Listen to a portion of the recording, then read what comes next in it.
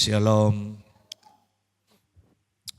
Mari bersama kita membuka Alkitab kita di dalam kitab Mazmur pasal 40. Ayat yang pertama sampai ayat yang ke-11 kita akan bahas. Syukur dan doa untuk pemimpin biduan. Mazmur Daud. Aku sangat menanti-nantikan Tuhan. Lalu ia menjenguk kepadaku dan mendengar teriakku minta tolong. Ia mengangkat aku dari lubang kebinasaan, dari lumpur rawa. Ia menempatkan kakiku di atas bukit batu, menetapkan langkahku.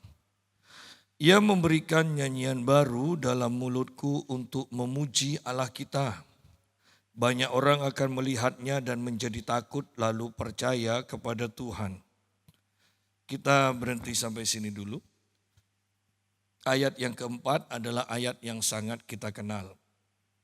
Saya percaya bahwa Tuhan akan segera melakukan pekerjaan-pekerjaan yang besar.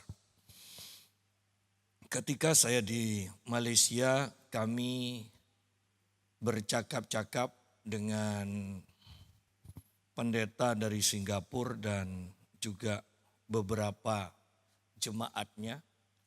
Ada yang dari Singapura, ada yang dari Malaysia. Dan walaupun kami sedang mengikuti seminar di Malaysia, Open Heaven, ya berbicara tentang kenabian, berbicara tentang lawatan Tuhan. Saya berkata begini, maafkan saya harus berterus terang bahwa sekalipun Malaysia itu mati-matian berdoa untuk kebangunan rohani, tetapi rencana Tuhan adalah kebangunan rohani dimulai dari Indonesia, saya katakan. Tuhan sedang bersih-bersih di Indonesia.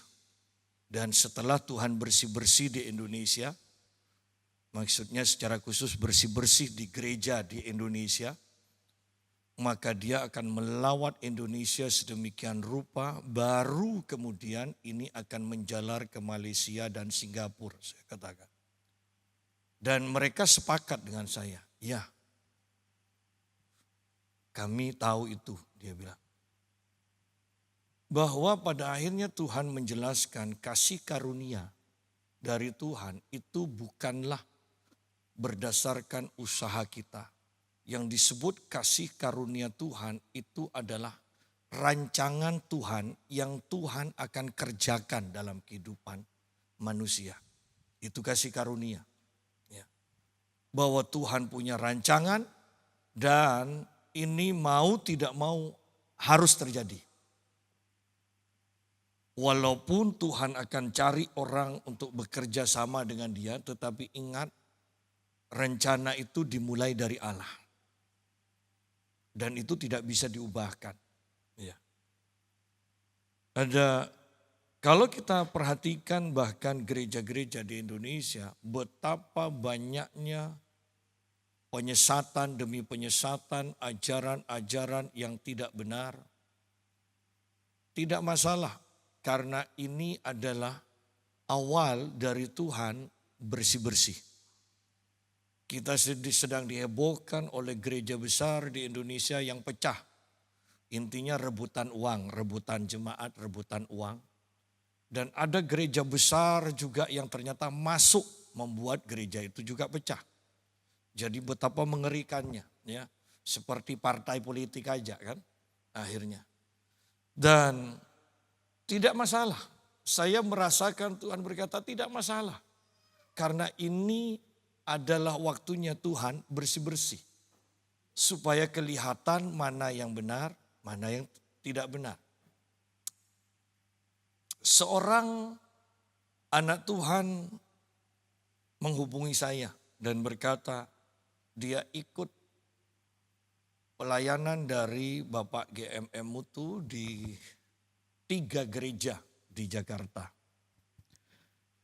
Dan yang dia kaget adalah dari 3 pelayanan di 3 gereja itu, dia bilang, hadirat Tuhannya yang luar biasa. Pelayanan Pastor GMM Mutu yang paling luar biasa adalah ternyata di sebuah gereja kecil, sederhana, jemaatnya hanya 50, dan gereja itu menengah ke bawah atau bahkan kalangan bawah jemaatnya. Saya hanya katakan begini kepada tante itu. Kitalah yang ambil keputusan apakah kita mau beribadah di gereja yang besar dan nyaman dengan segala perlengkapannya tanpa hadirat Tuhan. Atau kita akan memilih gereja yang kecil tetapi dengan hadirat Tuhan yang luar biasa. Itu tergantung kita kok. Jadi pada akhirnya di akhir zaman kita harus bisa membedakan apa yang terjadi sebenarnya dan kita harus ambil keputusan pilihan yang tepat. Kalau kita salah dalam memilih, maka kita akan hancur. Ya. Jadi ini yang sedang terjadi sekarang. Ya. Bahwa Tuhan sedang bersih-bersih. Tuhan sedang bersih-bersih. Dan kadang kalau Tuhan sedang bersih-bersih itu diikuti oleh kemarahannya. Ya. Jadi kita sudah tahu tentang bagaimana cerita bait Allah disucikan, ya, dibersihkan oleh Tuhan Yesus.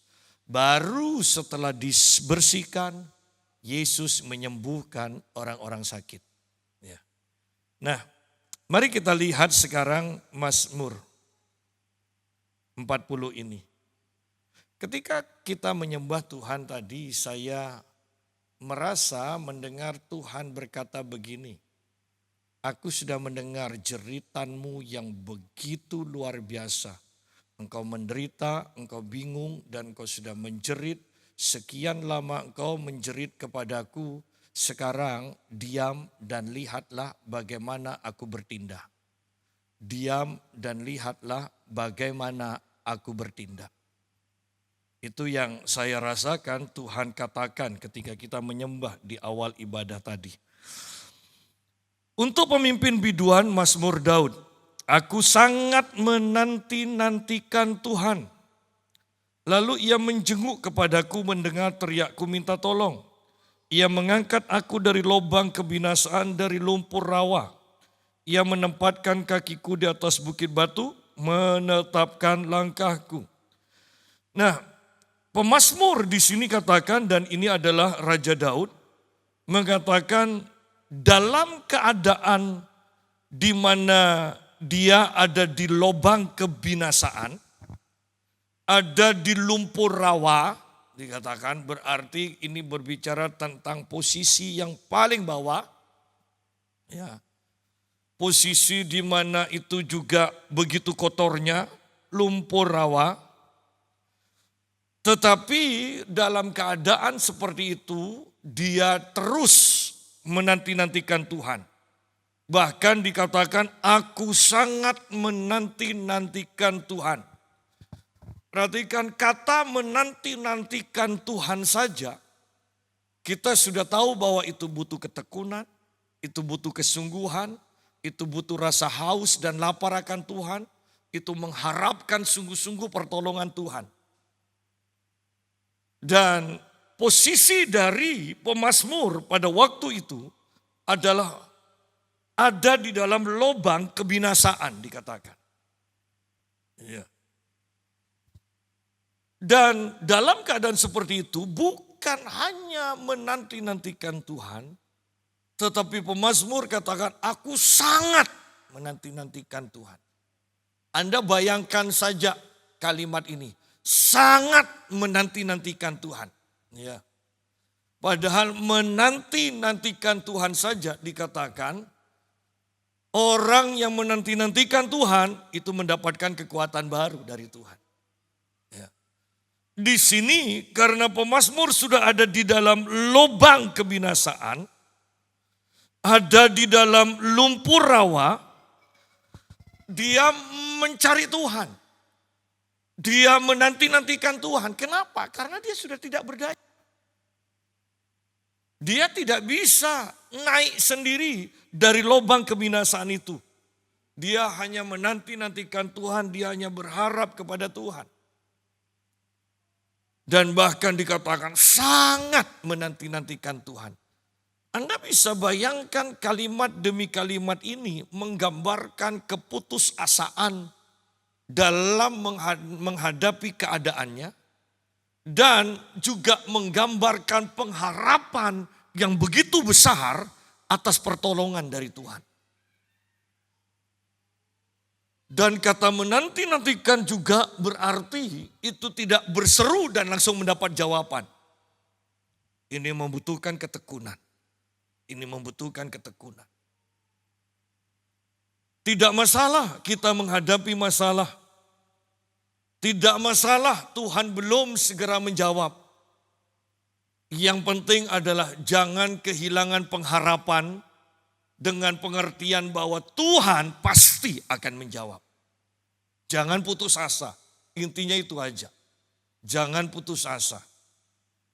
Saya ingat dahulu ketika saya masih jadi pengerja, kami kekurangan dan saya berkata pada istri saya, tahun depan Tuhan akan berkati. Tahun depan hampir selesai, istri saya katakan, mana berkat Tuhan? Saya katakan lagi, tahun depan. Tahun depan sudah akan selesai. Istri saya bertanya, mana berkatnya? Tahun depan. Walaupun pada akhirnya tanpa disadari, ternyata kok kehidupan berkatnya juga semakin banyak, semakin banyak. Tanpa disadari. Tetapi ingat itu butuh ketekunan, itu butuh keyakinan yang tidak tergoyahkan. Kitab Ibrani katakan, berpegang teguh pada keyakinan iman kita, pada pengakuan iman kita. Jangan mencela-menceli. Yakin Tuhan tolong, tapi, setelah tapi berubah kan? Sudah ada pengharapan. Pasti seperti itu kalau pengakuan kita disertai tapi. Ya. Nah, mari kita lihat sekarang kembali. Pemazmur ada di dalam lubang kebinasaan dari lumpur rawa dikatakan. Penuh kekotoran, bahkan itu menarik terus tubuhnya ke bawah. Tetapi dia sangat menanti-nantikan Tuhan. Kemudian dia katakan, lalu ia menjenguk kepadaku dan mendengar teriakku minta tolong. Ia menjenguk. Wow. Tuhan melawat. Tuhan memperhatikan. Ingat bangsa Israel ketika ada di Mesir. Mereka berseru-seru kepada Tuhan. Dan Tuhan memperhatikan seruan mereka. Karena sudah begitu lama kita berseru-seru dan Tuhan belum bertindak. Jangan putus asa. Jangan-jangan Tuhan sedang menjenguk kita. Ya. Tuhan menjenguk dikatakan. Lalu ia menjenguk kepadaku dan mendengar teriakku minta tolong. Kemudian baru Tuhan bertindak. Ia mengangkat aku dari lubang kebinasaan, dari lumpur rawa. Bahkan apa yang Tuhan lakukan membuat pemazmur dan orang-orang lain itu mengetahui. Ini pasti karya Tuhan.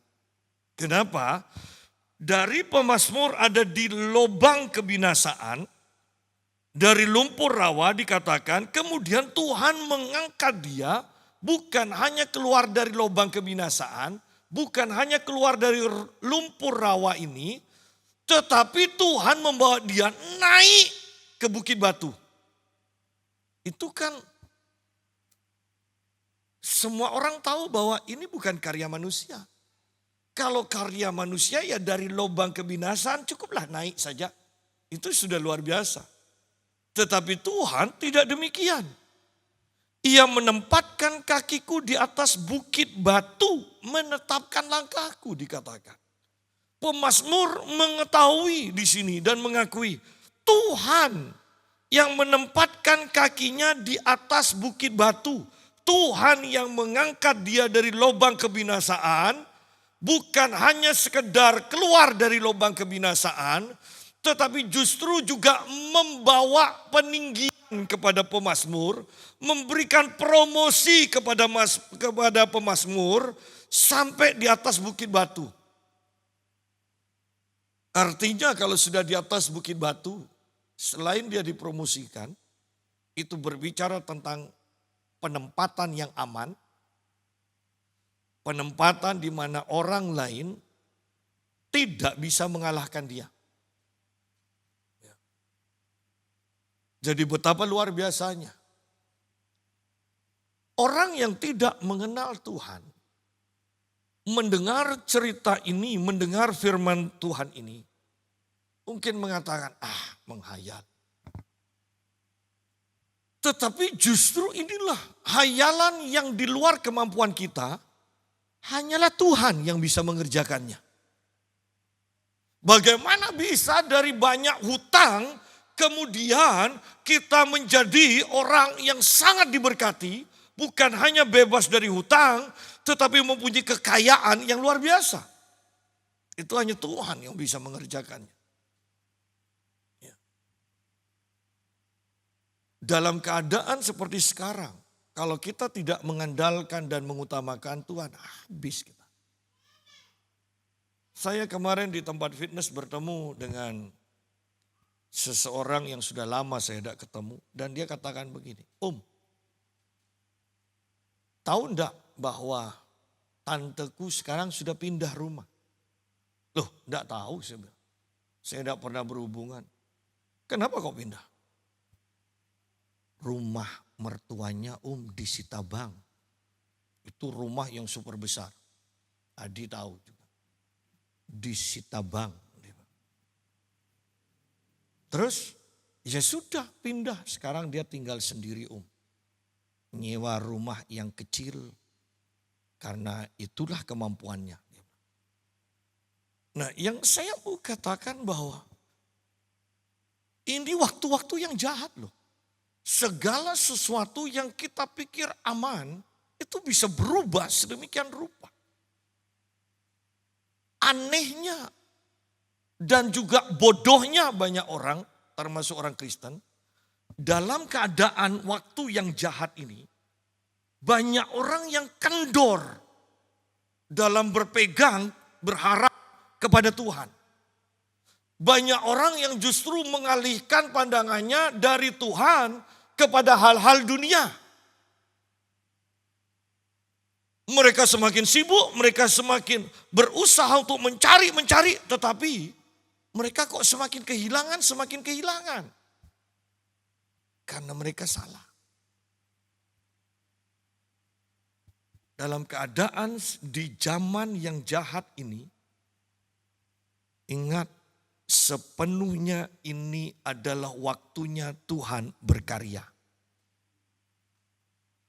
Ya. Jangan sampai salah tindakan. Jangan.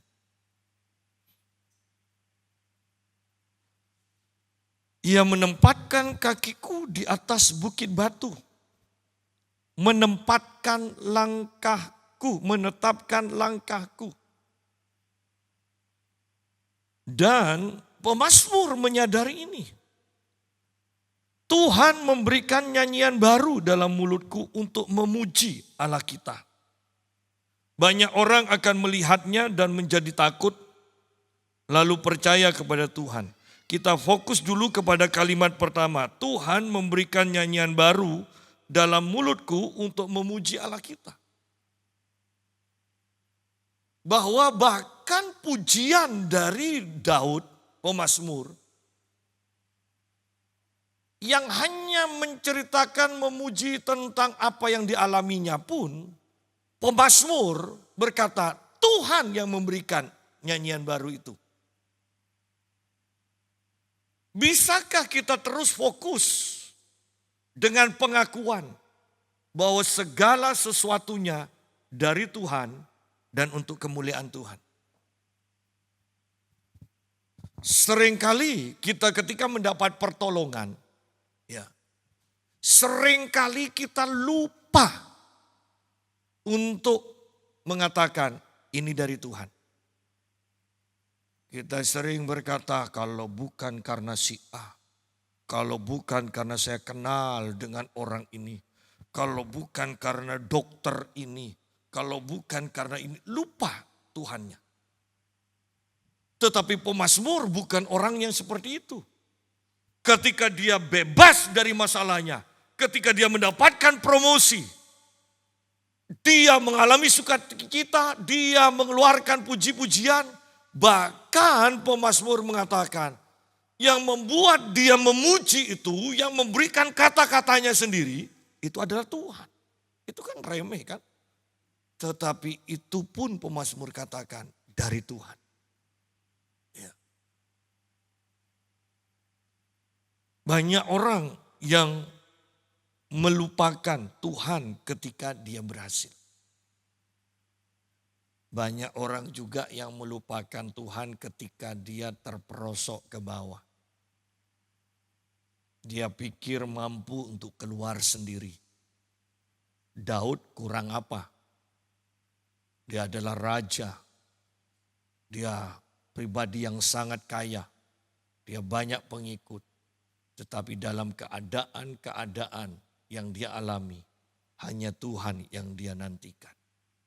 Yesus sendiri mengingatkan ayat yang sederhana bagi kita. Carilah dahulu kerajaan Allah dan kebenarannya, maka semuanya akan ditambahkan. Kita sudah membahas jangan kendor dalam beribadah. Jangan kendor. Ya.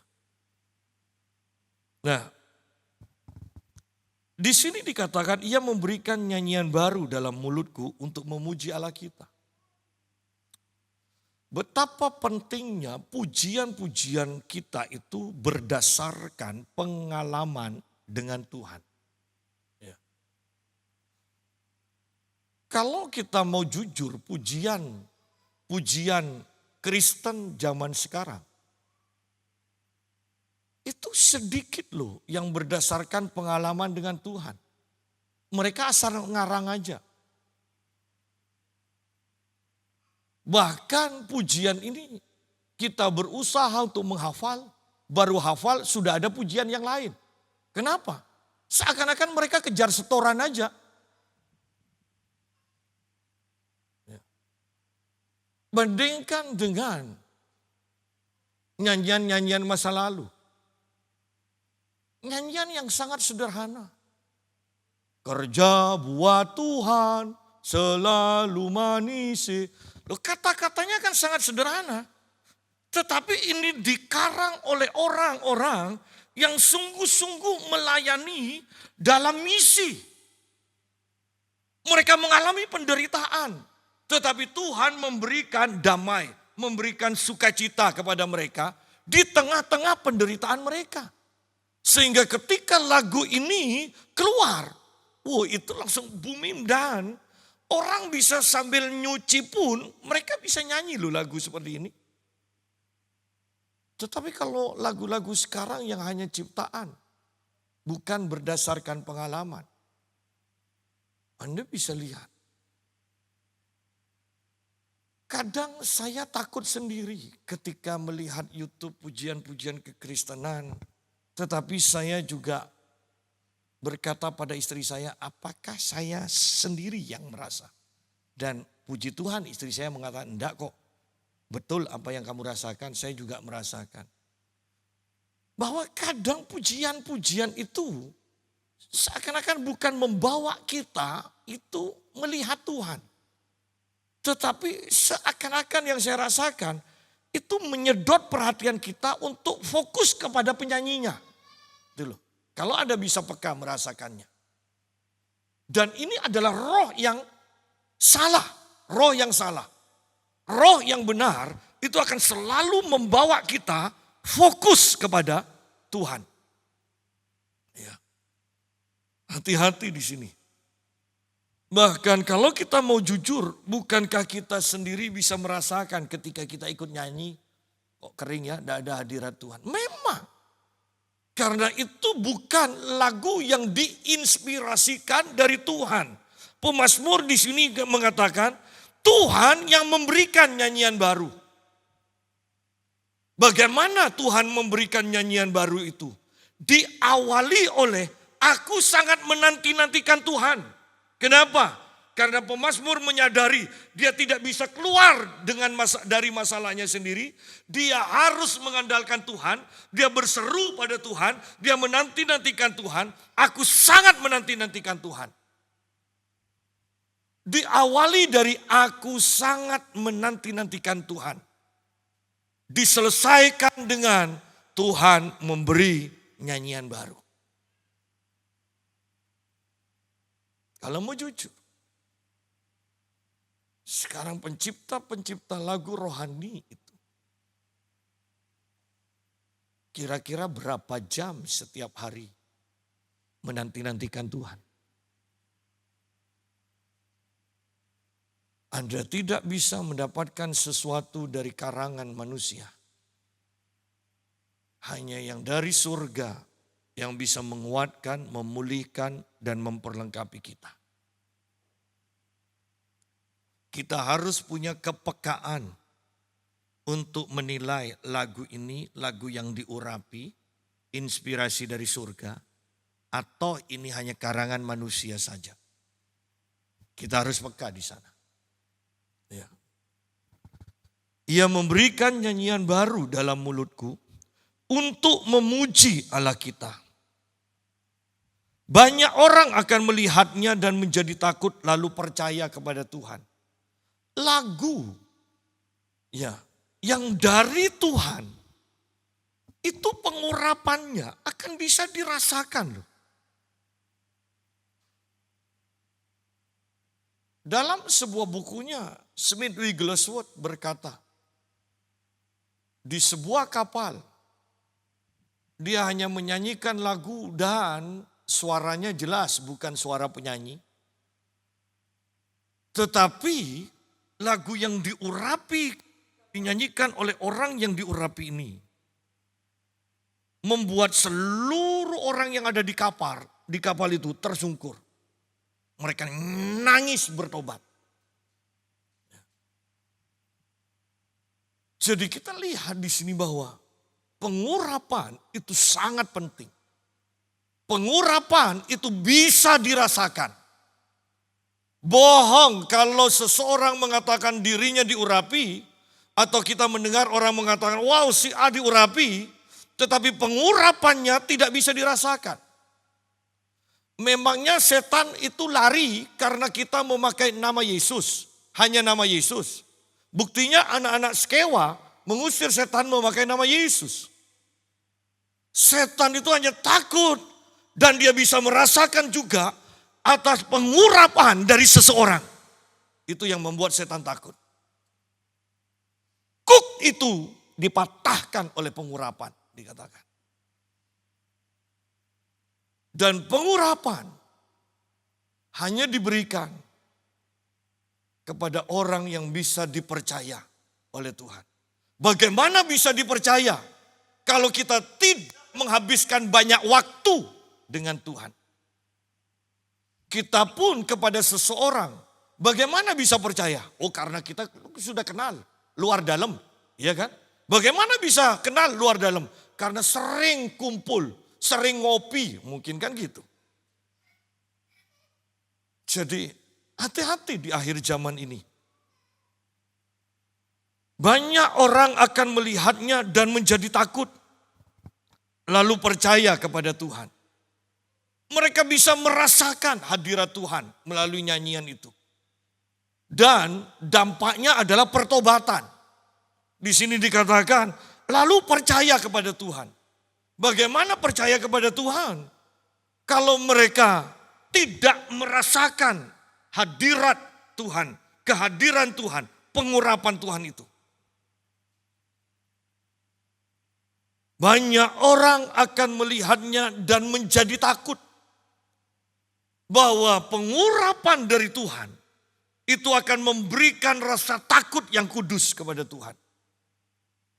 Itu akan menyadarkan dosa-dosa kita, menyadarkan kelemahan kita. Sehingga kita akan bertobat dan lalu kita membaca di sini, lalu percaya kepada Tuhan. Kita butuh pengurapan. Kita butuh pengalaman demi pengalaman dengan Tuhan. Ya, kita butuh pengalaman demi pengalaman dengan Tuhan. Seseorang bertanya pada saya, Pastor, apakah saya harus keluar dari kumpulan teman-teman saya yang Kristen tetapi suka sekali ramalan dengan kartu tarot? Dan saya jawab dengan pendek, iya harus keluar. Masih ngeyel, dia tanya, dampaknya ke saya apa kalau saya tetap? Padahal kan gampang kan? Artinya bahwa tanpa sadar ibu ini sebenarnya memang senang. Kenapa senang? Karena ada benih. Ada benih. Dia berkata kalau dia ada di dekat saya, dia merasakan hawa yang sangat panas sekali. Ya. Ibu ini orang yang pintar juga. Tetapi ada kengeyelannya. Ya. Kalau saya tetap kumpul, ada transfer roh. Maksudnya bagaimana? Nanti ibu akan suka ngeramal juga. Maksudnya pergaulan yang buruk merusak kebiasaan yang baik, saya katakan. Oh ya, saya ngerti. Ya sudah. Ya. Bahwa sidang jemaat, Tuhan sedang bersih-bersih, Tuhan akan membedakan ilalang dan gandum. Banyak orang Kristen. Bahkan saya melayani seorang ibu yang punya restoran, ya. Kaya, saya layani pelepasan. Tetapi tidak lama kemudian saya mendengar, Pastor, ibu itu yang pastor layani pelepasan, tetap aja di restorannya masih dengan kartu tarotnya. Dia bilang. Ya. Alasannya, saya kan membantu orang. Dia bilang. Saya membantu orang. Membantu ngeramalkan itu kan mendatangkan kutuk. Ya. Tetapi lihatlah, ini zaman sekarang betapa jahatnya. Kalau kita tidak mengenal sungguh-sungguh firman Tuhan, kalau kita tidak mempunyai kepekaan untuk membedakan roh, kita akan disesatkan. Masih ke gereja? Iya. Kartu tarotnya tetap. Oh ya.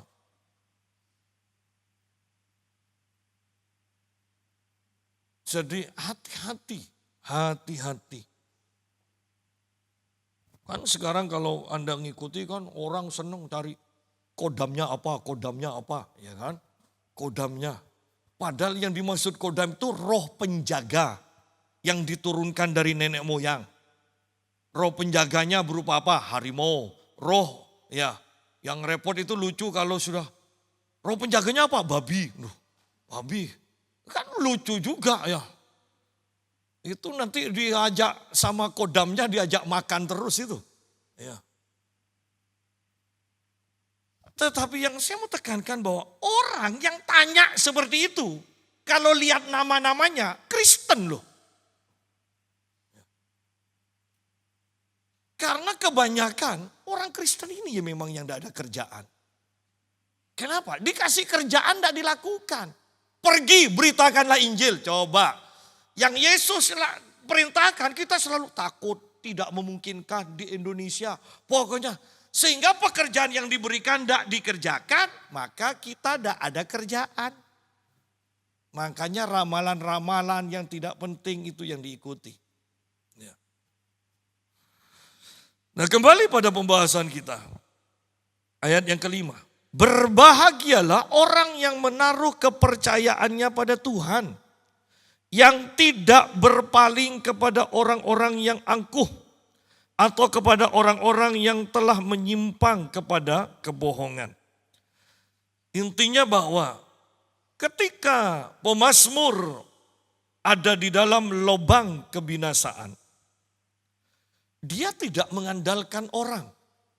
Orang-orang yang angkuh ini kan berbicara tentang orang yang kaya, super kaya. Orang yang super pandai. Orang yang banyak mungkin backing-backingnya di belakangnya. Ya kan? Sehingga menjadi angkuh. Nah, pemazmur tidak datang pada orang-orang tersebut. Dalam keadaannya yang terjepit di dalam lubang. Ya, lubang kebinasaan. Bayangkan tentang Yusuf yang dimasukkan ke dalam lubang. Dan itulah yang dialami oleh pemazmur.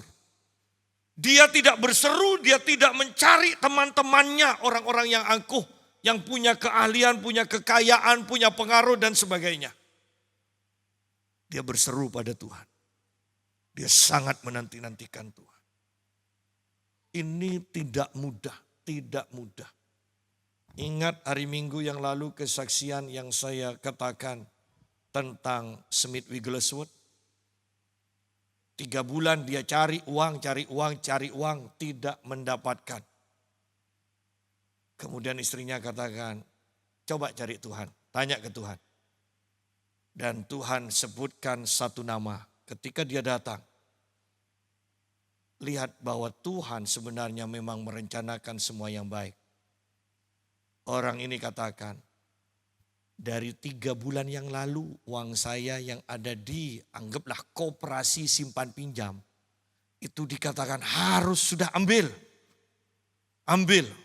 Karena sudah tidak ada tempat. Dia bilang. Ambil. Dan itu ada di rumah. Saya taruh karena uangnya mungkin uang kecil ya. Ditaruh di bawah tempat tidur. Di kasur, di mana ada. Ya. Dan dia katakan sudah 3 bulan. Padahal Smith Wigglesworth juga 3 bulan cari pinjaman. Tidak ada. Ya. Bahwa dari cerita ini bukankah sebenarnya dari awal Tuhan sudah merencanakan, menyediakan apa yang kita butuhkan.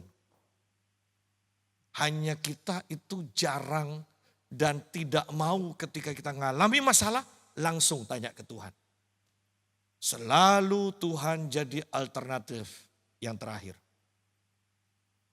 Ya. Padahal seandainya langsung tanya kepada Tuhan. Oh, betapa mudahnya hidup ini. Ya. Nah, kembali pada pembahasan kita di sini. Berbahagialah atau diberkatilah orang yang menaruh kepercayaannya pada Tuhan. Bahkan kita kalau sudah berbicara kepercayaan iman, pada akhirnya setiap kita harus beralih dari iman kita kepada iman Allah. Ingat Yesus tentang pohon ara, dia katakan milikilah iman Allah. Kita harus beralih dari iman kita, iman manusia kepada iman supranatural, iman Allah. Smith Wigglesworth dipanggil oleh tetangganya dan terdengar di rumah itu teriakan-teriakan. Dan tetangganya ternyata mati. Dan Smith Wigglesworth datang. Istrinya berkata begini. Jangan Dad, jangan, sudah, diem kamu. Karena istrinya begitu takut berjalan dengan suaminya. Jangan melampaui apa yang Tuhan sudah rencanakan, dia bilang. Tapi Smith tetap aja saya berdoa. Dan dia berdoa, dia dilingkupi dengan hadirat Tuhan. Dan dia katakan, saya tahu Tuhan akan bangkitkan. Selesai Smith Wigglesworth berdoa, orang ini dibangkitkan Tuhan. Istrinya sampai takut dan dia katakan begini. Bahwa engkau tidak bisa memiliki iman Allah ini sampai engkau hatimu diliputi oleh kasih Allah. Ingat Yesus selalu katakan di dalam Alkitab, tergeraklah hatinya oleh belas kasihan. Tergeraklah hatinya oleh belas kasihan. Kita tidak cukup hanya berdoa dengan iman, tetapi kasih ini yang tidak pernah gagal harus melingkupi, memenuhi hati pikiran kita. Baru iman Allah itu akan bekerja melalui kita. Banyak hal yang perlu kita pelajari. Tetapi saya mau katakan pengertian saja tidak cukup. Anda harus masuk ke dalam praktek dan mengalami. Ya. Dan di akhir zaman seperti ini kita sungguh butuh iman Allah, bukan iman kita sendiri. Karena iman kita sendiri kadang bisa digoyahkan oleh keadaan. Tetapi kalau iman Allah, ya, iman Allah itu tidak bisa digoyahkan. Itu akan sangat stabil. Ya. Banyak orang yang berkata begini, kami mengalami mujizat. Ada pengkhotbah muda berdoa untuk orang yang punya sakit perut dan didoakan. Dan orangnya kata, puji Tuhan sudah sembuh. Dan pendeta ini katakan, orang ini menerima mujizat dari Tuhan. Sembuh dari sakit perut bukan mujizat. Itu kesembuhan.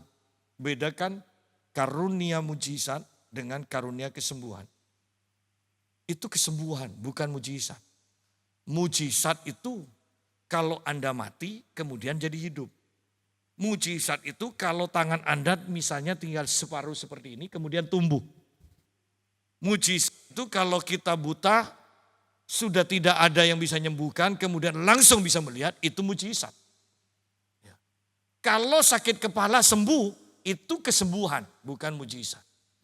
Nah, saya kemarin kaget ketika membaca Alkitab di dalam 1 Korintus pasal 12. Di sana disebutkan kepada yang satu Tuhan mengaruniakan karunia bernubuat. Kepada yang lain karunia berkata-kata dengan bahasa roh, karunia kesembuhan. Tetapi perhatikan, satu karunia yang sangat luar biasa. Kepada yang lain Tuhan memberikan kuasa untuk melakukan mujizat. Ternyata sudah bukan karunia lagi yang disebutkan. Memberikan kuasa untuk melakukan mujizat. Anda boleh perhatikan ayat itu. Bahwa dari 9 karunia hanya satu yang berbeda. Tidak memberikan karunia dikatakan. Memberikan kuasa untuk melakukan mujizat. Ya. Dan bukankah itu berbicara persekutuan kita dengan Tuhan.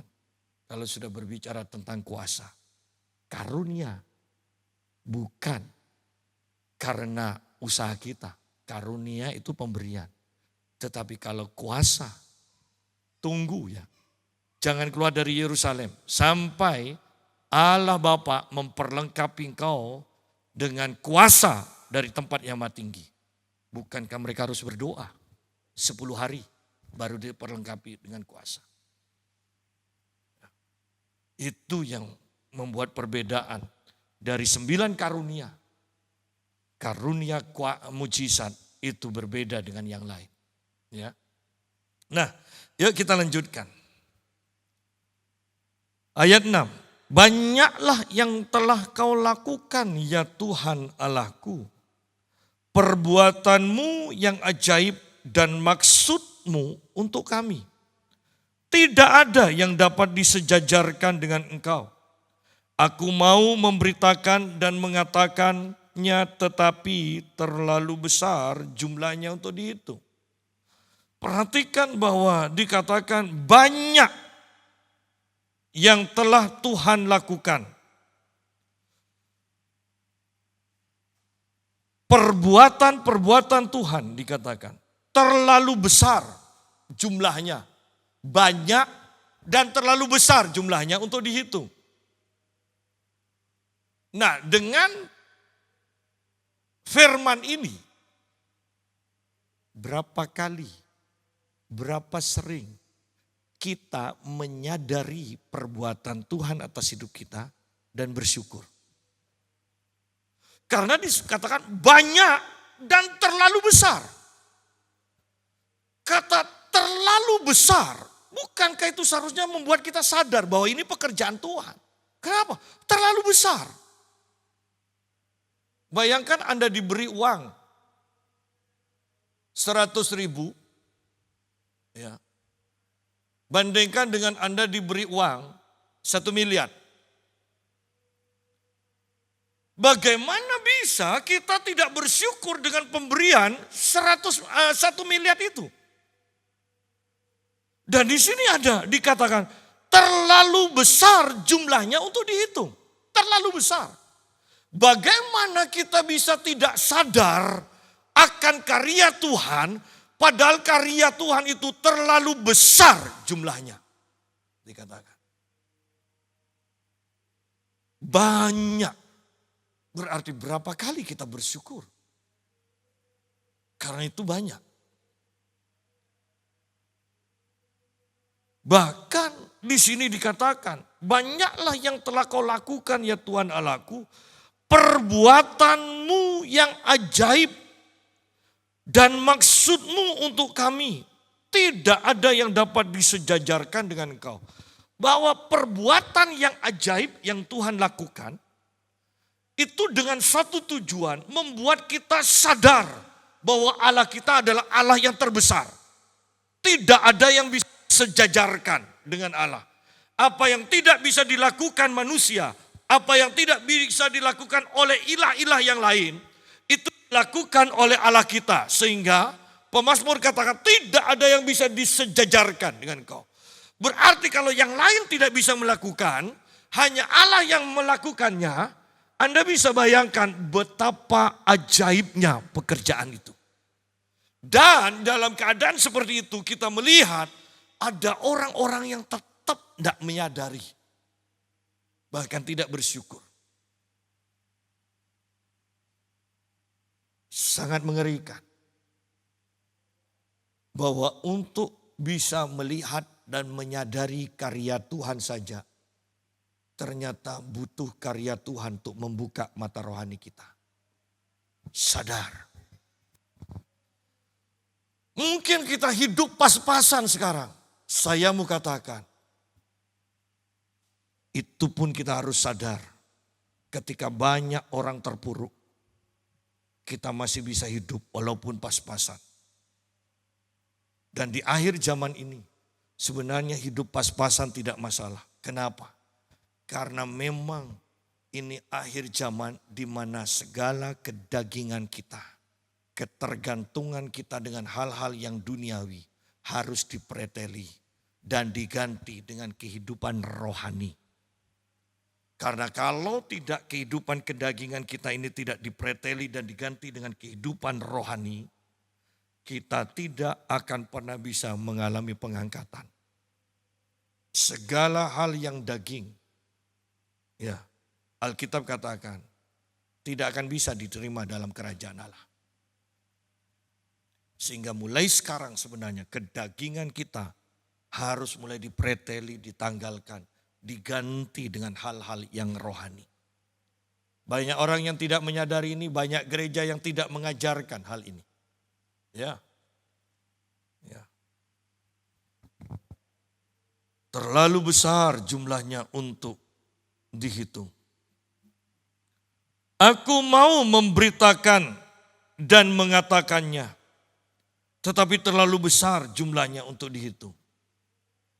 Berarti untuk bersaksi, itu kita harus mikir dulu. Kenapa? Karena terlalu banyak. Jangan sampai semua disaksikan. Pengkhotbahnya tidak bisa bersaksi nanti. Ya, pengkhotbahnya tidak bisa nyampaikan firman maksud saya. Kenapa? Karena terlalu banyak untuk diceritakan, dikatakan. Kan aneh kan kalau orang Kristen tidak punya kesaksian. Ya. Karena pemazmur katakan terlalu besar jumlahnya untuk dihitung. Nah, kemudian ayat ke-7 di sini dikatakan engkau tidak berkenan kepada korban sembelihan dan korban sajian, tetapi engkau telah membuka telingaku. Korban bakaran dan korban penghapus dosa tidak engkau tuntut. Lalu aku berkata, sungguh aku datang, dalam gulungan kitab ada tertulis tentang aku. Aku suka melakukan kehendak-Mu ya Allahku, Taurat-Mu ada dalam dadaku. Nah, dari ayat 7 sampai ayat yang ke-9 ini kita bisa simpulkan begini. Allah tidak fokus, tidak suka hanya kepada liturgi-liturgi ibadah. Yang Allah suka adalah ini. Engkau telah membuka telingaku. Yang Allah suka adalah kita itu mempunyai telinga yang mendengar. Yang disebabkan oleh Taurat Tuhan atau firman Tuhan ada di dalam dada kita. Kita mempunyai firman di dalam dada kita, di dalam hidup kita. Dan ketika Tuhan berbicara kita mendengar dan kita segera melakukannya. Aku suka melakukan kehendak-Mu ya Allah. Berapa banyak orang yang suka menunda untuk melakukan firman Allah dan kemudian akhirnya melupakannya dan tidak melakukan. Berapa banyak sebenarnya Tuhan juga menanam keinginan di dalam dada kita, hati kita untuk memberi. Tetapi kemudian kita katakan, tunggu Tuhan, tunggu aku kaya. Dan kekayaan itu sampai tingkat mana? Itu kan relatif. Ya. Karena orang sudah sangat kaya menurut kata orang. Tapi tetap aja kerja. Kurang uang. Iya. Sampai seberapa cukupnya? Sedikit lagi. Kata sedikit lagi ini kan sampai mati pun tidak akan terpenuhi. Jadi jangan menunda. Kebanyakan orang itu, orang Kristen bukan tidak mau melakukan firman Tuhan. Tapi mereka itu menunda untuk melakukan apa yang Tuhan perintahkan. Dan seiring dengan waktu penundaan itu dilupakan. Atau sudah tidak ada gairah lagi untuk melakukannya. Sehingga perintah Tuhan itu tidak pernah kita lakukan.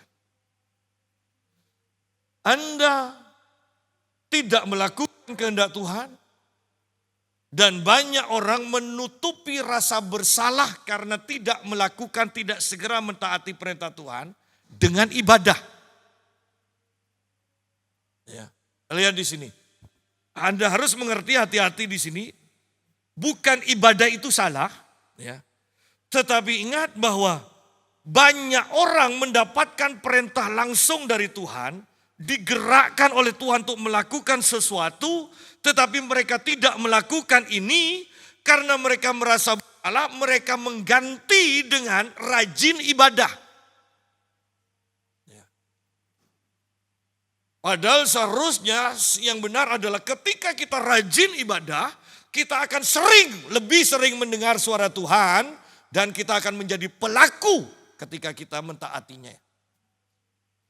Jadi ayat ini jelas. Liturgi-liturgi itu dikatakan engkau tidak berkenan kepada korban sembelihan dan korban sajian, korban bakaran dan korban penghapus dosa tidak engkau tuntut. Tetapi engkau telah membuka telingaku, dikatakan. Engkau telah membuka telingaku. Lalu aku berkata, sungguh aku datang. Engkau membuka telingaku, aku mendengar suaramu, dan kemudian sungguh aku datang, dikatakan. Dalam gulungan kitab ada tertulis tentang aku suka melakukannya. Apa yang ada tertulis, apa yang engkau katakan dalam firman-Mu, aku suka melakukannya. Hati-hati sekarang dengan saya dulu senang dengan munculnya apologet Kristen yang muda. Hebat-hebat. Walaupun saya tidak suka perdebatan. Pada akhirnya itu hanya akan menimbulkan pertengkaran, tapi biarlah itu bagiannya. Tetapi saya katakan pada istri saya, coba lihat ini. Apologet muda. Tentang ketuhanan Yesus mereka bisa berbantah dan mereka mengalami kemenangan-kemenangan. Tetapi kemudian mereka masuk. Baptisan tidak harus selam. mau selam, mau percik, mau dicelup sama saja. Bahasa roh itu dari setan, bukan? Duh. Artinya begini, jangan sampai kita tidak mengerti firman Allah dan mendengar orang-orang seperti itu menyampaikan kebenaran awalnya, kemudian berapa persen dari kebenaran mereka sisipkan ajaran yang keliru. Anda perhatikan hampir semua apologet Kristen itu, mereka tidak percaya baptisan selam, mereka tidak percaya bahasa roh, mereka tidak percaya perpuluhan. Kalau mau diteruskan, Anda boleh tanyakan, sehari berapa jam doanya? Kalau itu bisa ditanyakan. Seminggu berapa kali puasanya? Kalau itu bisa ditanyakan. Jadi hati-hati di akhir zaman. Ketika kau mendengar, wow luar biasa kekristenan, wow luar biasa menang perdebatan. Ikuti terus ajarannya, Anda akan lihat penyimpangan demi penyimpangan. Nah yang saya mau tekankan begini. Ketika engkau sudah tertarik pada orangnya yang mengalami kemenangan perdebatan-perdebatan, akan begitu mudah juga engkau menerima ajaran-ajarannya yang sesat. Karena engkau sudah senang kepada orangnya. Oleh karena itu saya menekankan betapa pentingnya kita mempunyai karunia untuk membedakan roh. Sehingga kau tahu ketika ada ajaran yang salah. Ini waktunya penyesatan-penyesatan muncul. Anda boleh perhatikan. Yang suka mendengarkan, yang lihat YouTube debat, ya TikTok debat, Anda boleh lihat. Awalnya wow luar biasa membela ketuhanan Yesus. Tetapi sangat mengerikan. Bahasa roh itu sudah tidak ada atau dari setan. Baptisan itu semuanya sah dikatakan. Bahkan dikatakan begini. Maria itu sebenarnya tidak salah kita menyembah Maria dikatakan. Karena Maria itu adalah tabernakel di mana Allah tinggal di dalam dirinya. Dikandung itu katanya tabernakel. Lihat, saya kalau sebutkan orangnya, Anda akan tahu, Anda senang ke orang ini hebat, masih muda. Tetapi lihat Anda digiring kepada penyesatan. Sangat mengerikan. Ya. Jadi kalau belum mendalam, lebih baik tidak usah habiskan waktu ikut lihat mendengarkan yang seperti itu. Saya sarankan lebih baik baca Alkitab aja lah. Ya, baca Alkitab aja. Nah yuk kita lanjutkan 2 ayat lagi. Aku mengabarkan keadilan dalam jemaah yang besar. Bahkan tidak kutahan bibirku. Engkau juga yang tahu ya Tuhan. Keadilan tidaklah kusembunyikan dalam hatiku. Kesetiaanmu dan keselamatanmu daripadamu kubicarakan. Kasihmu dan kebenaranmu tidak kudiamkan kepada jemaat yang besar. Sederhananya, aku mau bersaksi. Ya. Aku mau bersaksi di tengah-tengah jemaat. Kesalahan gereja ini adalah kita menghilangkan waktu kesaksian. Walaupun dulu, kenapa menghilangkan kesaksian? Kadang yang bersaksi itu bukan bersaksi tapi berkhotbah. Ya. Seharusnya kan kalau kesaksian sembuh dari sakit ya ceritakan puji Tuhan sembuh dari sakit. Bukan ditambahi jadi saudara-saudara menurut ayat ini. Wah ya kemudian khotbah sudah. Ya. Tetapi kan itu salah sama seperti rumah ada tikusnya, bukan tikusnya ditangkap, tapi rumahnya dibakar. Ya.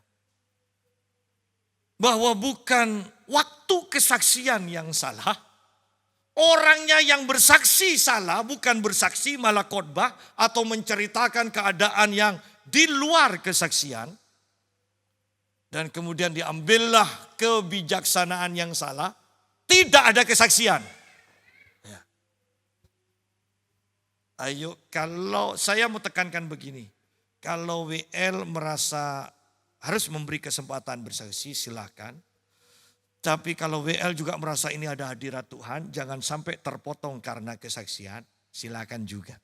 Ngerti maksud saya bahwa jangan harus ada kesaksian atau harus tidak ada kesaksian. Tetapi pekalah akan pimpinan Tuhan. Ya. Nah, saya berpikir begini, apakah tindakan kita salah menghapuskan waktu kesaksian sehingga hadirat Tuhan yang sedemikian kuat dahulu, kemudian itu mulai berkurang dan kita masuk ke dalam liturgi di mana begitu sukarnya untuk mendatangkan hadirat Tuhan yang begitu mencekam seperti yang kita lalui itu. Kita harus memikirkan semuanya. Kenapa? Karena kita begitu merindukan lawatan Tuhan. Sungguh itu harus dipikirkan lagi, itu harus dibawa doa, dan mari belajar ikuti pimpinan Tuhan. Pemazmur katakan, aku akan mengabarkan keadilan dalam jemaah yang besar. Bahkan tidak kutahan bibirku, Engkau juga yang tahu ya Tuhan. Keadilan tidaklah kusembunyikan, tidak kusembunyikan dalam hatiku. Kesetiaanmu dan keselamatan daripadamu aku bicarakan. Ya, berarti bersaksi. Kasihmu dan kebenaranmu tidak kudiamkan kepada jemaat yang besar. Pemazmur bersaksi. Pemazmur ingin menceritakan apa yang Tuhan sudah lakukan dalam hidupnya.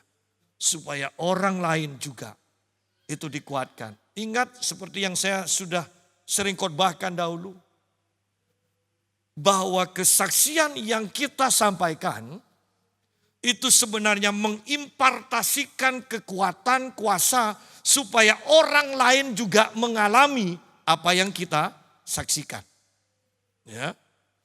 Kesaksian kita diberkati dalam keuangan itu akan mengimpartasikan iman bagi orang yang butuh keuangan, terobosan keuangan untuk mengalami juga apa yang didengar orang saudara seiman kita saksikan itu. Orang yang membutuhkan kesembuhan ketika mendengar saudara seimannya menceritakan bersaksi bagaimana Tuhan menyembuhkan dari penyakit yang sudah tidak tersembuhkan, maka mereka akan mengalami impartasi iman dari kita sehingga mereka pun punya iman untuk mengalami apa yang orang saksikan itu. Ya. Jadi betapa pentingnya sebenarnya kesaksian. Sangat penting. Alami Tuhan. Dan ketika kita mengalami Tuhan, jangan sampai kita tidak sadar bahwa apa yang kita alami, berkat Tuhan, kesembuhan, mujizat, itu Tuhan yang mengerjakan. Sehingga kita harus bersyukur pada Tuhan. Ceritakan apa yang Tuhan kerjakan.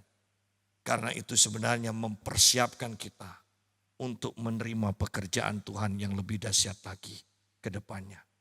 Tuhan memberkati. Mari kita berdoa.